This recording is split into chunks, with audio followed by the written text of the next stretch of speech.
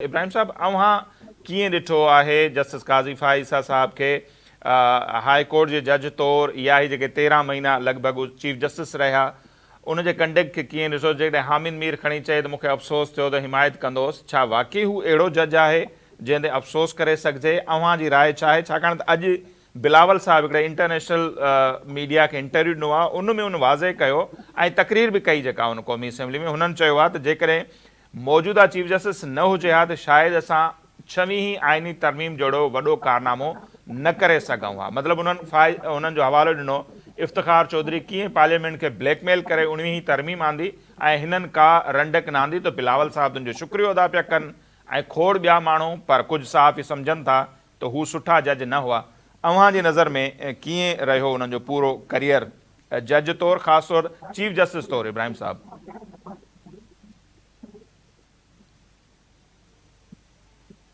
Justice काज़ी फ़ाइज़ साहब तेसि ताईं ज़बरदस्त हो तेसि ताईं हू वकील हो ऐं हुन जॾहिं खां हिन अदल वारे इदारे में बतौर chief justice Balochistan high court हुन पेर रखियो जी त हुन मथां मतिलबु जेके आहिनि उहो जेके बोहतान जी जेका शुरूआति थी त उहा अॼोको जेको आहे न, अॼु बि जॾहिं काज़ी जो चवणो त मूंखे अॼोको ॾींहुं रुॻो बर्दाश्त करियो, सुभाणे खां आउं न हूंदुसि।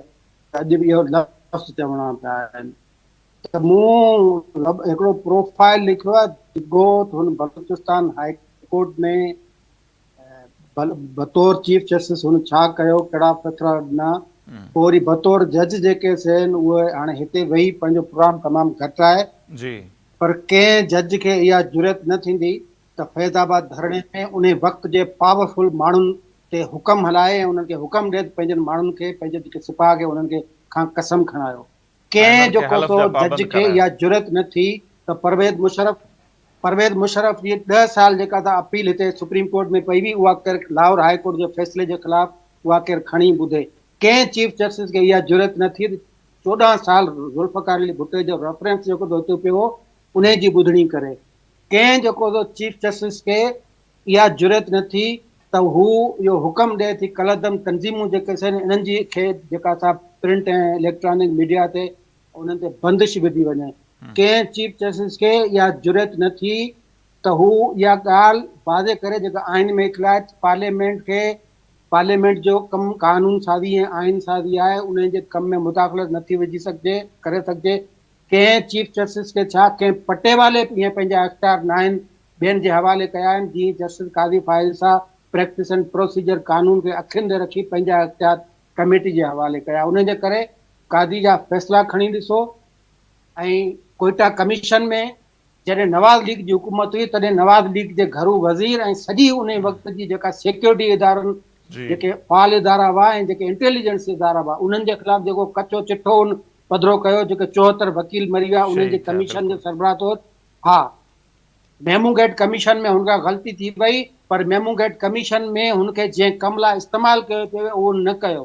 हुन शकी बुनियादनि ते हुसैन हक़ानी ते छंडा विधा आहिनि, पर हुन प्रेसिडेंट खे उन वक़्त जे प्रेसिडेंट खे क़तई तौर ते इन्वॉल्व न कयो। हुन सिविलियन गवर्नमेंट खे उन वक़्त ते क़तई तौर ते उन में जेको सो जेको इल्ज़ाम हो, तव्हां उन्हनि जा हल्फ़िया बयान पढ़ी ॾिसो, जनरल क्यानी, जनरल पाशा ऐं नवाज़ शरीफ़ जेके बयान ॾिना आहिनि कोर्ट में उहे पढ़ी ॾिसो ऐं ही बिल्कुलु यूज़ थियो। इहो मञूं था इहा वीक पॉइंट हुई ऐं इहा क़ाबिल तनक़ीद पॉइंट हुई। ही नओं हो, हिनखे उन वक़्तु अञा ॻाल्हि सम्झ में न पे आई, पर आउं चवां थो त जॾहिं खां 2009 खां वठी ही जीअं इंसाफ़ जे इदारे में वेठो, पोइ जज हो या बलूचिस्तान हाईकोर्ट जो चीफ जस्टिस हो या हिते चीफ जस्टिस वेठो, हिन तमामु घणो बर्दाश्त कयो आहे। कंहिं बि जज जे एतिरो बर्दाश्त न आहे कयो।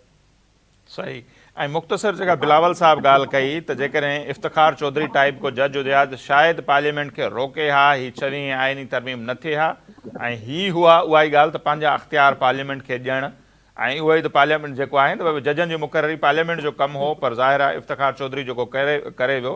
त बिलावल साहब तुंहिंजो शुक्रिया अदा कनि पिया ऐं वाक़ई जी जॻह ते कोई ॿियो चीफ हुजे हा त तव्हांखे लॻे थो इहा पॉसिबल थी सघे हा इहो सभु कुझु? चीफ जस्टिस जेकॾहिं रुॻो 2 ॾींहंनि जी मोकल ते हलियो वञे हा, तव्हांजो इहो साईं जिन जेको सफ़ा अपराइट सफ़ा आला क़िस्म जो नायाब क़िस्म जो चीफ जस्टिस जेको थियणो हो, जेको हाणे बाइकाट ते हलियो पियो आहे, इनखे रुॻो हिकिड़े ॾींहुं चार्ज मिलिया त पोइ भले आइनी तरमीम पास थी आहे त ख़बर पवे हा, कतई तौर ते न थी आहे। इहो ई त मसइलो आहे हिन मुल्क सां, त जेके इदारा जिन इदारनि जो पंहिंजो कमु आहे उहे नथा कनि, ऐं पोइ जेको ॿियनि इदारनि जे जेको मुदाख़लत था कनि या ॿियनि इदारनि जो कमु कनि था, ही तरमीमूं उन्हनि जे करे मजबूर थी आंदियूं वञनि थियूं। पंहिंजनि इदारनि खे, पंहिंजनि माण्हुनि खे, फर्दनि खे पंहिंजनि इदारनि में रही उन्हनि जो आइन, भई जज को मथां नाहे लही आयो, उनखे कानून आइन उनजे कोड ऑफ कंडक्ट तहत कमु करणो आहे।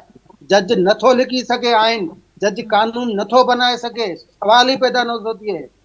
जज मतिलबु हिन जो एतिरो अॻियां हली विया आहिनि त को जेका ॻाल्हि अचे थी मन में उहा लिखियो था छॾनि, ऐं उनखे ॿिए ॾींहुं कानून जो नालो था ॾेई छॾनि।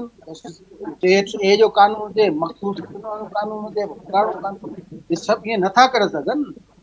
पार्लियामेंट जो हक़ सुप्रीम कोर्ट नथी खसे सघे। जस्टिस काज़ी फ़ाइज़ साहब पहिरें ॾींहं खां वठी इहा ॻाल्हि कई। ठीकु आहे।